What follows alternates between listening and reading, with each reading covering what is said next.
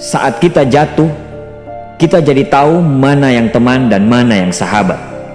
Saat kita gagal, kita jadi tahu mana yang betul-betul peduli dan mana yang hanya singgah dalam senang. Saat kita tidak punya apa-apa, kita jadi bijak mengenal mana yang tulus dan mana yang bulus. Saat kamu sukses, kaya, dan lagi di atas dalam proses kehidupan, semua orang akan memuji, semua orang akan menyanjung, bahkan semua orang akan mengaku kalau dia ikut berperan dalam suksesmu. Tapi pada saat kamu jatuh, pujian itu akan berubah menjadi hinaan, sanjungan itu akan berubah menjadi cacian. Semua orang tidak akan pernah menganggapmu ada. Percayalah, saat gagal, semuanya menjadi gelap. Kamu akan ditinggalkan dan kamu seperti ilalang kering di padang tandus. Tapi saat gagal itulah Tuhan akan menunjukkan siapa yang setia dan siapa yang tidak setia. Kawan, saat-saat gagal itulah pilihan kita cuma ada dua: meratapi kegagalan dan membiarkan semuanya menjadi kalah, atau kamu bangkit dan menjadikan kegagalan itu sebagai acuan untuk bangkit dan terus bangkit. Menangislah sekeras mungkin, berteriaklah selantang mungkin. Tidak apa-apa.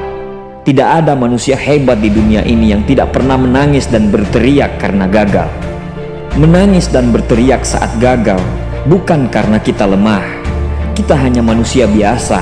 Kita bukan malaikat. Tumpahkan semua kesedihanmu dalam setiap doa-doamu. Berdoalah, jangan meminta supaya semua masalah menjadi ringan, tapi berdoalah dan mintalah agar pundak kita kuat untuk memikul semua masalah yang kita hadapi. Ketahuilah, Tuhan menciptakan masalah selalu beserta solusinya. Tapi setelah itu, kamu harus bangkit. Kamu harus jauh lebih hebat daripada sebelumnya.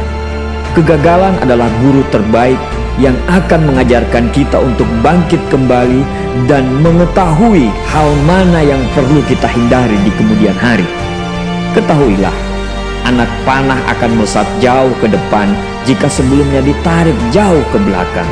Sama, kesuksesan yang luar biasa pasti diraih setelah mengalami kegagalan yang teramat dalam. Kegagalan hanya akan dirasakan oleh orang-orang yang mau berjuang. Kegagalan tidak akan terjadi kepada orang-orang pemalas yang mengabdikan hidupnya hanya untuk menjadi benalu kehidupan. Bangkitlah, tapi ingat, saat kamu berjuang lagi, berjuanglah bersama orang-orang yang mau sama-sama berjuang, bukan dengan orang-orang yang hanya mau diperjuangkan. Saatnya merubah hinaan menjadi pujian. Saatnya merubah cacian menjadi tepuk tangan. Saatnya mengembalikan apa yang sudah hilang. Insya Allah kamu, kita pasti bisa.